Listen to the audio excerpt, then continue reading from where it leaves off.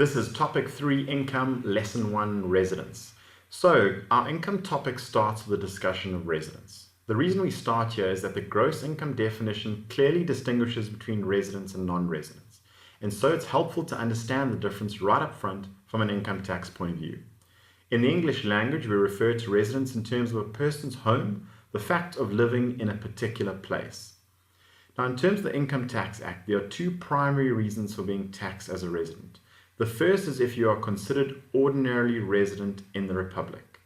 Now, ordinary resident is not defined in the Income Tax Act, and so there are no rules to help us to determine whether or not someone is in fact ordinary resident. We therefore need to consider the unique facts of each case in relation to precedents set by courts in the past. Now, there are two important cases which deal with ordinary resident. These are the Cohen and Cuttle cases. Now, it might be helpful for you to pause this video here and refer to the case summaries in the income orientation document to help you give you a little bit more context. The key principle to come out of both these cases is that a taxpayer is ordinary resident where they would naturally or as a matter of course return from their wanderings, where a taxpayer ordinarily resides. So how we could really understand that is that you are ordinary resident when South Africa is your home base. So you've either always lived here in the past or you've emigrated here. But wherever you may be in the world, there's always an intention to return to South Africa. So you can either be a resident because you ordinarily reside here, or you can be resident based on the physical presence test. So really, you've spent so much time in the Republic of South Africa that you are basically a resident for income tax purposes. So the physical presence test is laid out in Section 1 of the Income Tax Act. And the test determines whether you qualify as a resident by virtue of the amount of time that you've spent in South Africa. So there are a couple of requirements of this test, and every single one of these requirements must be met for you to be considered a South African resident. The first one is that you must have been physically present in South Africa for greater than 91 days in the current year of assessment, as well as 91 days in aggregate during the past 5 years of assessment. In addition to that, you must also have been in South Africa for a total of 915 days during the past 5 years of assessment. If you've met all three of those requirements, you will be considered to be a resident from the first day that those requirements are met. And at any point, if you leave South Africa for a continuous 330-day period, your residence will cease from the first day of that 330-day period. So you are a resident either because you ordinarily live in South Africa or you ordinarily reside here, or you physically spend so much time here that you are basically a resident for income tax purposes. Now, if you are a resident, you are subject to tax on your worldwide receipts and accruals. That means regardless of where your income is earned, you include that income in your South African income tax calculation. So that income might include a salary from a South African employer, it might include rent from a property that you own in the United Kingdom, and it might include dividends from shares held in America, for example. Basically, no matter what income stream, where that income stream comes from, if you're a South African resident, it will always be taxed in South Africa. You cannot be ordinary resident of two countries at the same time, but you can be resident of more than one country in 1 year. So that would be whether you immigrate or you emigrate. Okay, so in that year, you will be a South African resident until you leave the country, whereafter you will start being a resident of that new country. So you cannot be a resident of two countries at the same time, but you can be a resident of two different countries in a single year. If you are a non-natural person, such as a company, you will be considered a South African resident if you meet any one of the following requirements. So the first one is if you are incorporated in South Africa or formed here, or if you are established in South Africa, or if you are at any point effectively managed in South Africa. Any one of those requirements is met will mean that you are a resident for South African income tax purposes.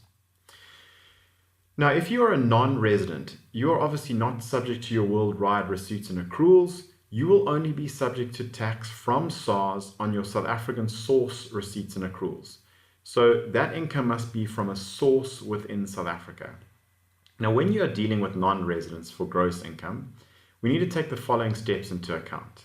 The first one is we need to consider where that specific income stream is discussed in Section 9 of the Income Tax Act, and we'll get to Section 9 in a second.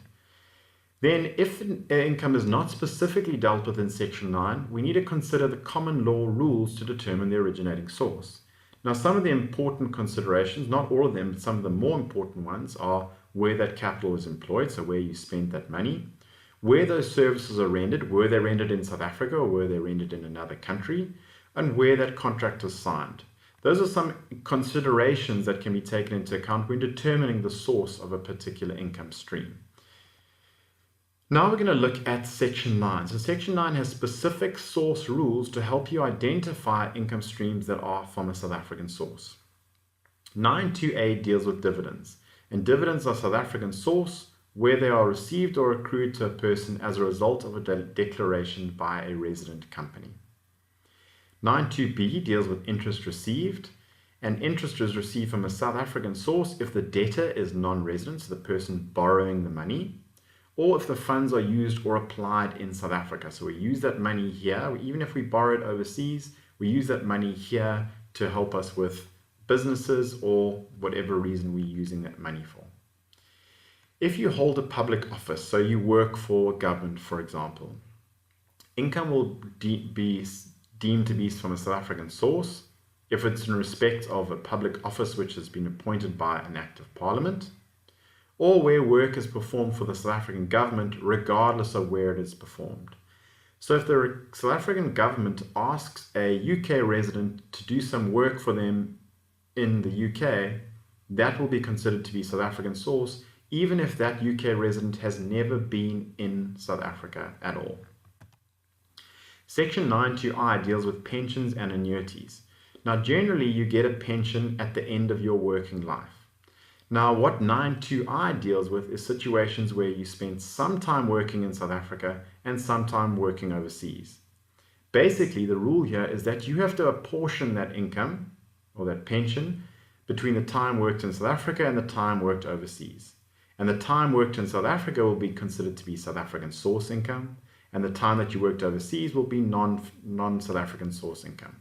So remember, if you're a non-resident, and you worked in South Africa for 5 years of your 20-year working life and you receive a pension, 5/20ths of that pension will be considered to be a South African source. So you'll have to do a little calculation there to determine what is South African source and what is foreign source income. Section 9.2j deals with proceeds on immovable property, and basically if that property is in South Africa, it'll be considered South African source. If a person disposes of a movable property, so an example of a movable property would be a car or a piece of furniture, then the asset will be considered to be South African source if it's disposed of by a non-resident and it's attributable to a permanent establishment in South Africa. That concludes our lesson 1 on non-residents and residents. Now it's a good time for you to go through your lecture examples in the next part of this lesson and then complete a residence quiz to help you determine whether you've understood some of the principles discussed in this lesson. Thank you.